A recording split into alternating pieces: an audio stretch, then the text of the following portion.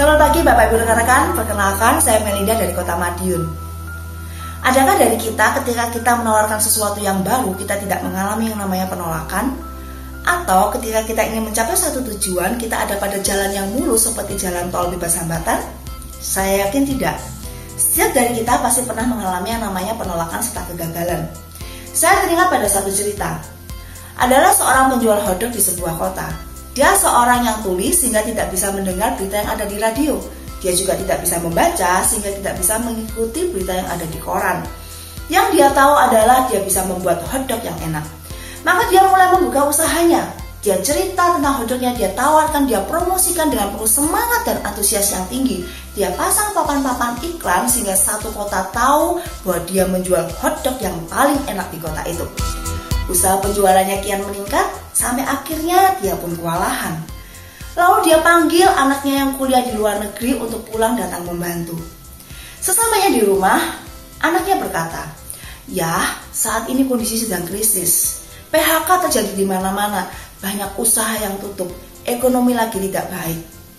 Ayahnya berpikir, anaknya pasti lebih pandai daripada saya. Dan Bapak Ibu rekan-rekan semuanya, esok paginya dia memulai usahanya tidak lagi semangat seperti sebelumnya. Yang dia pikirkan adalah saat ini krisis. Siapa yang akan beli hotdognya? Ekonomi lagi tidak bagus. Dia tidak lagi promosi dengan maksimal karena dia tidak yakin bahwa usahanya akan meningkat dengan pesat. Dan betul Bapak Ibu rekan-rekan, tidak lama penjualannya pun mulai menurun dan akhirnya usahanya pun tutup. Bapak Ibu rekan-rekan, apa yang membedakan antara sebelum anaknya ini pulang dan sesudah anaknya pulang? Yang membedakan adalah sikap dari sang ayah. Sikap sang ayah ditentukan dari pola pikirnya, dan pola pikirnya ditentukan dari inputan informasi apa yang diterima oleh pikirannya. Ketika kita menjalankan bisnis HDI ini, kita mengalami yang namanya penolakan-penolakan.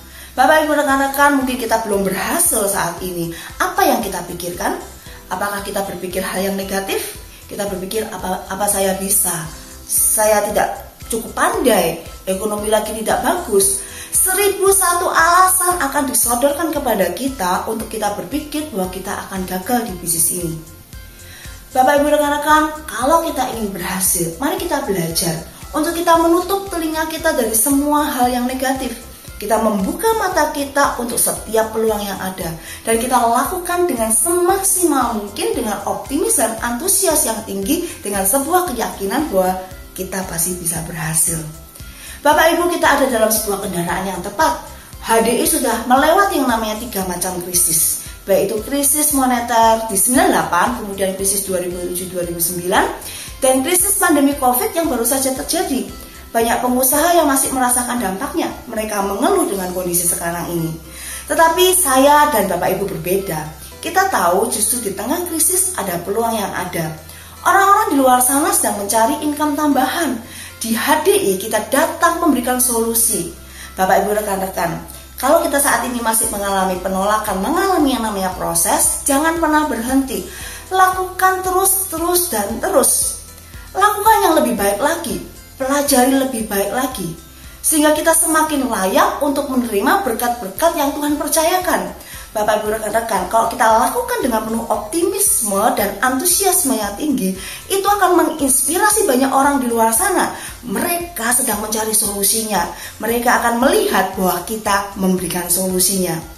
Bapak Ibu percayalah, kalau kita melakukan yang terbaik, maka orang-orang yang baik yang ada di dalam bisnis kita. Dan percayalah bahwa kita pun juga akan berhasil di bisnis ini.